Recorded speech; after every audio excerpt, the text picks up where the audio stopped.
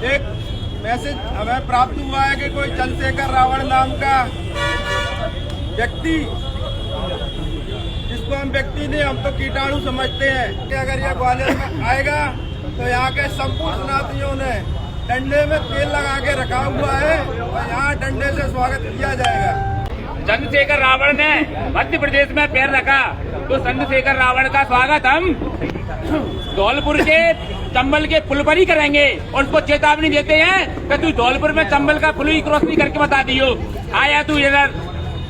अगर चंद्रशेखर रावण ग्वालियर की तरफ निगाह उठाते या प्रयास करते आने का, तो उनको उपहार में हम बाबा सकपाल की जली हुई राख देंगे। जिस दिन मनु स्मृति जलाने वाले को हम जलाना शुरू करेंगे उस दिन अपने आप बंद हो जाएगा। तो मैं देश से आह्वान कर रहा हूं, हिंदुओं से आह्वान कर रहा हूं कि यदि कोई भी व्यक्ति हमारे धर्म ग्रंथों को जलाए तो आप उसको जलाइए। क्रांतिकारी नमो बुधाय, जय भीम, जय भारत, जय संविधान। मैं रमन उजारन और आप देख रहे हैं अध्यात्म पावर।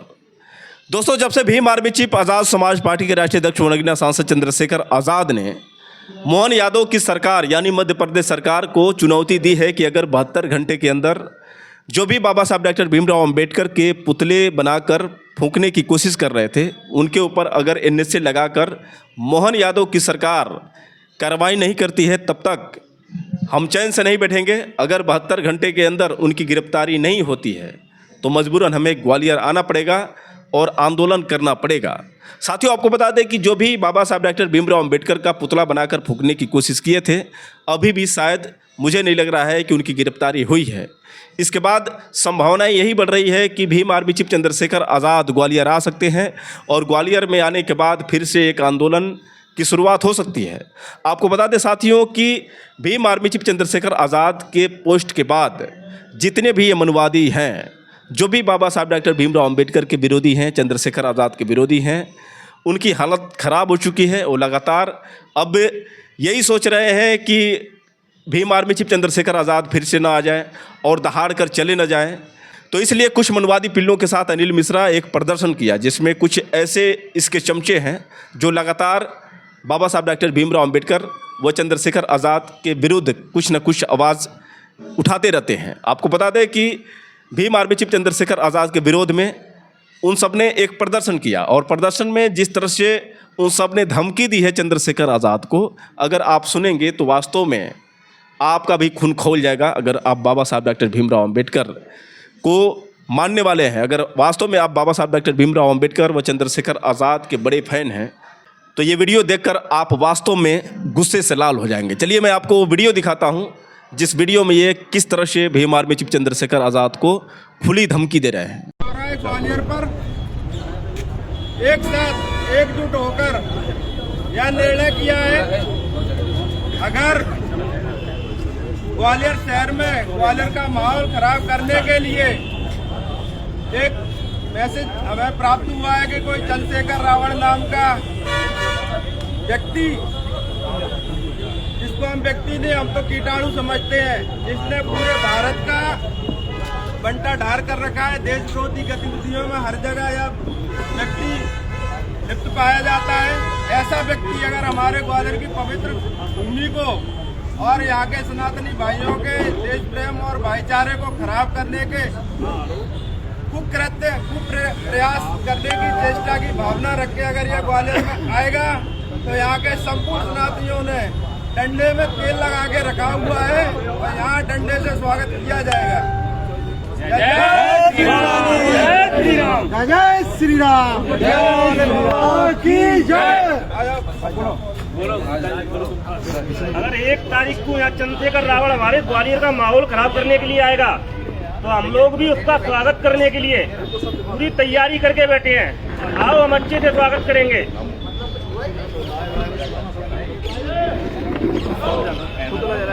यदि चंद्रशेखर रावण ने मध्य प्रदेश में पैर रखा तो चंद्रशेखर रावण का स्वागत हम धौलपुर के चंबल के पुल पर ही करेंगे और उसको चेतावनी देते हैं कि तू धौलपुर में चंबल का पुल ही क्रॉस नहीं करके बता दियो।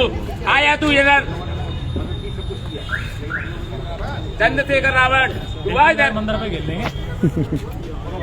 मंदिर पे कह रहे 5-7 तो ले जा। आगे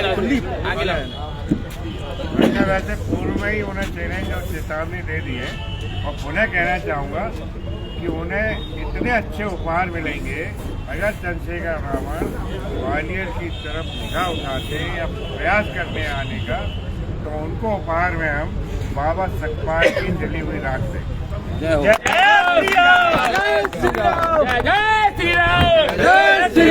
तो दोस्तों आपने सुना किस तरह से अनिल मिश्रा व उसके चमचे कैसे भीम आर्मी चीफ चंद्रशेखर आज़ाद व बाबा साहब डॉक्टर भीमराव अंबेडकर का नाम लेते हुए धमकी दे रहे हैं। अनिल मिश्रा जो ग्वालियर हाईकोर्ट का झोला छाप वकील, जिस तरह से इसने अमर्यादित शब्दों का प्रयोग किया है और ये कहा है कि बाबा सकपाल यानी बाबा साहब डॉक्टर भीमराव अंबेडकर का नाम लेते हुए इसने ये कहा है कि उनके जले हुए राख। अब समझ सकते हैं साथियों कि किस प्रकार की ये टिप्पणी किया है।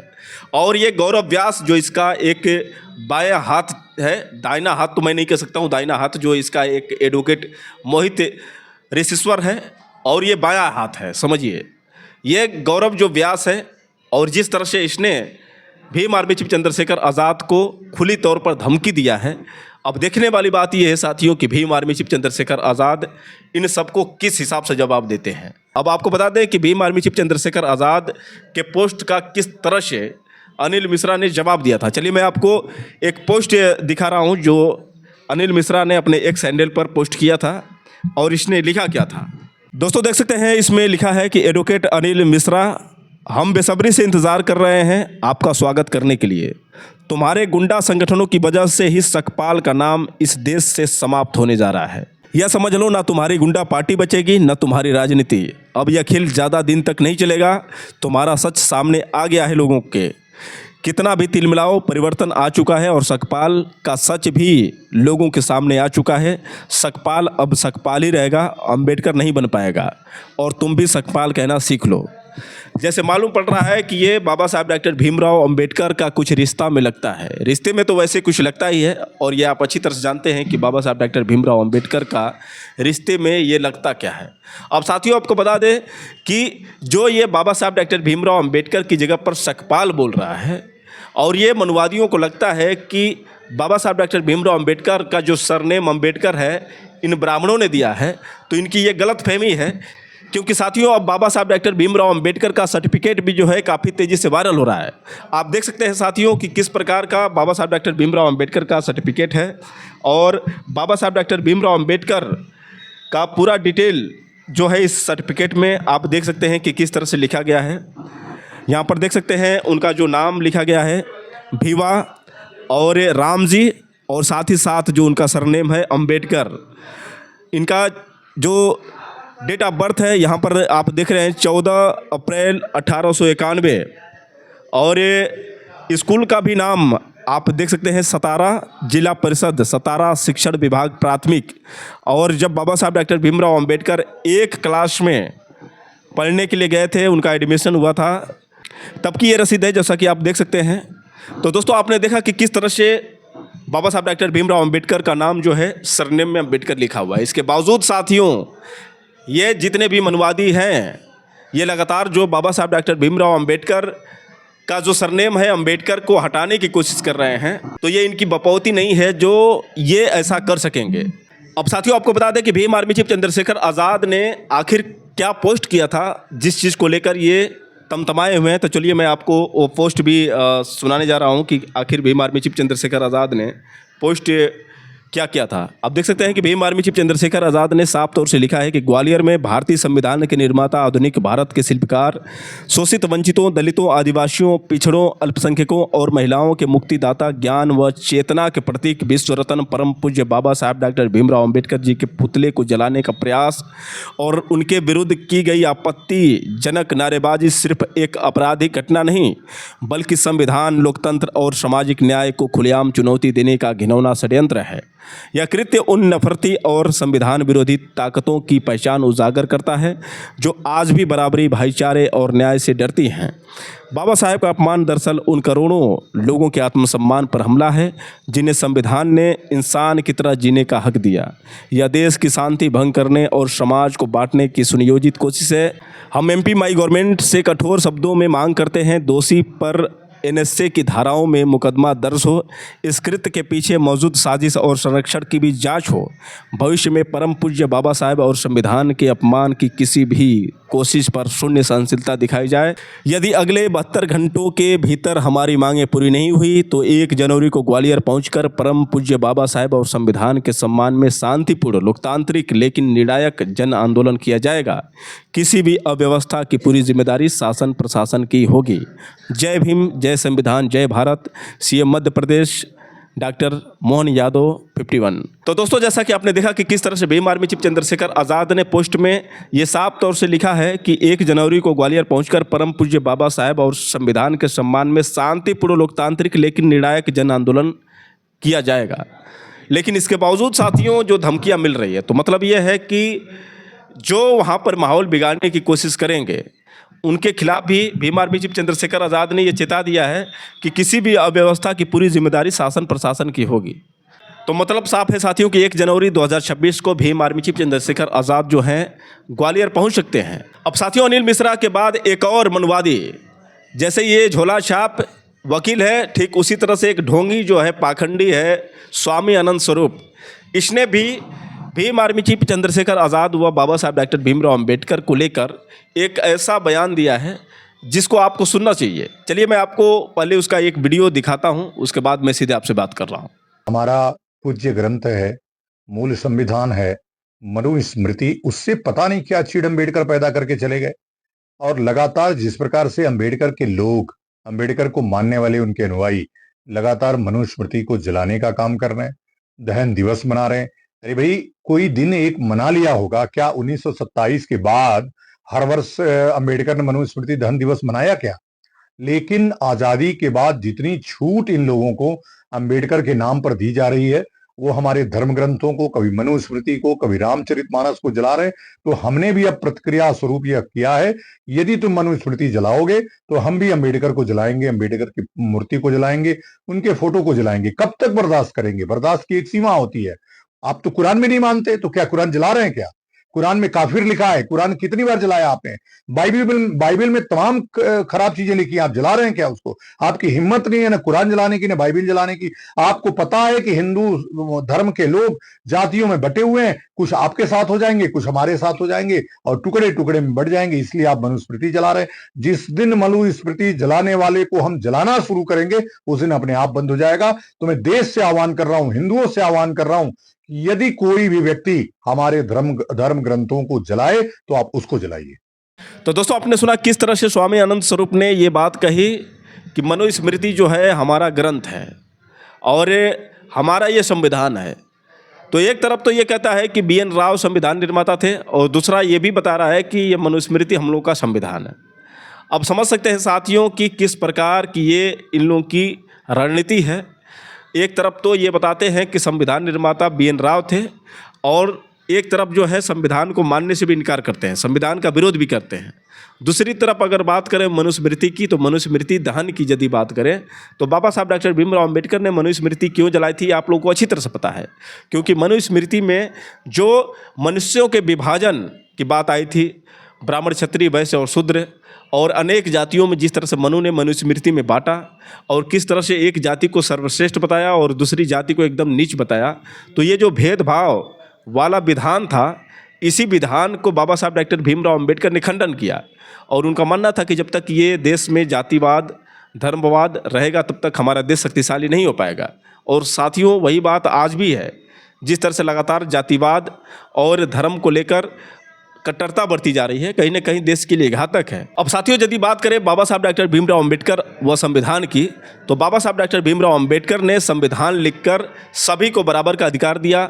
दलित हो या फिर सवर्ण हो या फिर महिलाएं हो या फिर पुरुष हो, सभी को बराबर अधिकार दिया। अगर महिलाएं पुरुष के बराबर कुछ न कुछ कर पा रही हैं, महिलाएं डॉक्टर बन रही हैं, DM बन रही है, CM बन रही हैं, तो बाबा साहब डॉक्टर भीमराव अंबेडकर की देन है।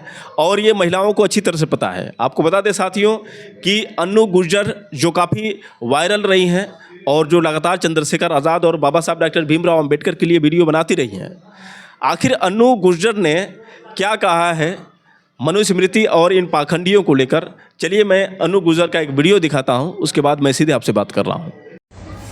याद रखना, जिस दिन ये देश पाखंडियों के हाथों में आ गया, उस दिन सबसे पहला निशाना बनेंगे दलित, छोटी जाति के लोग। याद करो, जब भारत गुलाम नहीं था, जब अंग्रेजों का गुलाम नहीं था, जब मुगलों का गुलाम नहीं था, जब बाबर नहीं आया था, जब मोहम्मद गोरी नहीं आया था, जब किसी भी तरह का कोई विदेशी आक्रमण नहीं हो रहा था, तब भी उस समय जो दलितों की, जो पिछड़े लोगों की जो कंडीशन थी ना, उनसे पूरे दिन काम करवाया जाता था और पीछे बोरा बांध दिया जाता था ताकि वो कहीं से निकले तो उनके पैरों के जो निशान है वो खत्म होते चले जाए।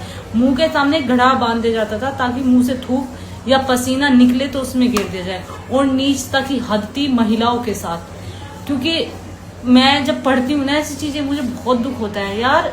देखो भाई, हम कहाँ जन्म लिए हैं, इसमें हमारा कोई फॉल्ट नहीं।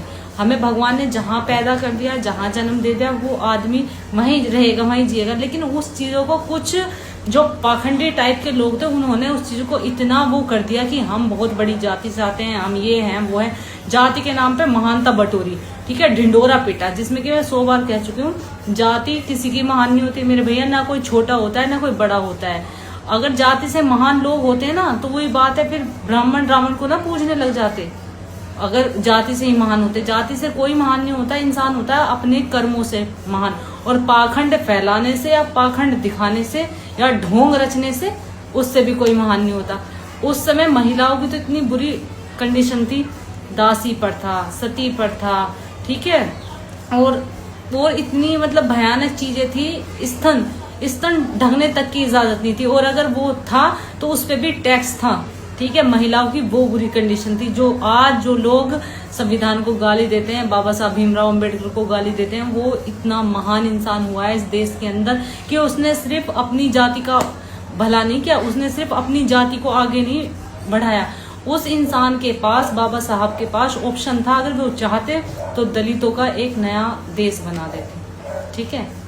जैसे पाकिस्तान बन गया हिंदुस्तान से, ऐसे एक और देश अलग हो जाता, लेकिन नहीं, उन्हें अलग नहीं करना था, उन्हें देना था अधिकार। और अधिकार उन्होंने सिर्फ दलितों को या पिछड़े लोगों को नहीं दिया, उन सबसे ज्यादा जो उन्होंने अधिकार दिए हैं, जो उन्होंने जंग लड़ी है, दुनिया का मुकाबला किया है उस इंसान ने, वो जंग लड़ी है उसने महिलाओं के लिए, ठीक है। अगर आज आप गर्व से बैठी हो, पुरुषों के बराबर हो, उनके बराबर वेतन पा रही हो, उनके साथ मतलब सांसद भी बन रही हो, विधानसभा में बैठी हो, लोकसभा में बैठी हो, राज्यसभा में बैठी हो, या कहीं भी बराबर का अधिकार आपको मिला है। यहाँ तक कि आपको पहले समय में इतनी बुरी कंडीशन थी, और जो लड़कियां, अब ज्यादा लड़कियां विरोध करेंगी इस चीज पे, क्योंकि पढ़ना धरना तो है नहीं, सोशल मीडिया आ गया है। सोशल मीडिया पे करना क्या है, ठुमके मटकाने हैं, वीडियो शुरू करनी है पीछे से उठती हुई वीडियो शुरू होंगी। मुंह भी दिखाना जरूरी नहीं है, बस जो मतलब गंदगी से जोड़नी है हर चीजों को। इन्हें लगता है कि ये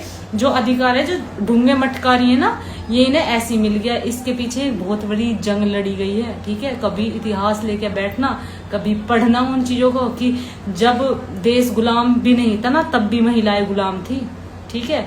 और थोड़ा इन चीजों में परिवर्तन लाओ खुद में। तो दोस्तों, आपने सुना किस तरह से अनु गुर्जर ने साफ साफ शब्दों में कहा कि अगर पाखंडियों का राज आएगा तो सबसे पहले शिकार कौन होगा? दलित होंगे और महिलाएं होंगी। लेकिन ये महिलाएं जो हैं, कुछ मनवादी महिलाएं, जिनको समझ में नहीं आती है कि बाबा साहब डॉक्टर भीमराव अंबेडकर के संविधान की वजह से ही महिलाओं को अधिकार मिला है। महिलाएं आज पुरुषों के मुकाबले संघर्ष कर रही हैं, तो बाबा साहब डॉक्टर भीमराव अंबेडकर की देन है। लेकिन कहते हैं ना कि पाखंड एक ऐसी चीज़ है, अंधविश्वास वो चीज़ है जो ज्ञान के पर्दे को ढक कर रखती है। अब साथियों, आप लोगों को क्या लगता है, आप लोग कमेंट करके बताएं, और हो सके तो इस वीडियो को ज़्यादा से ज़्यादा शेयर करें। फिर मिलेंगे अगले वीडियो के साथ, तब तक के लिए क्रांतिकारी नमो बुधाय, जय भीम।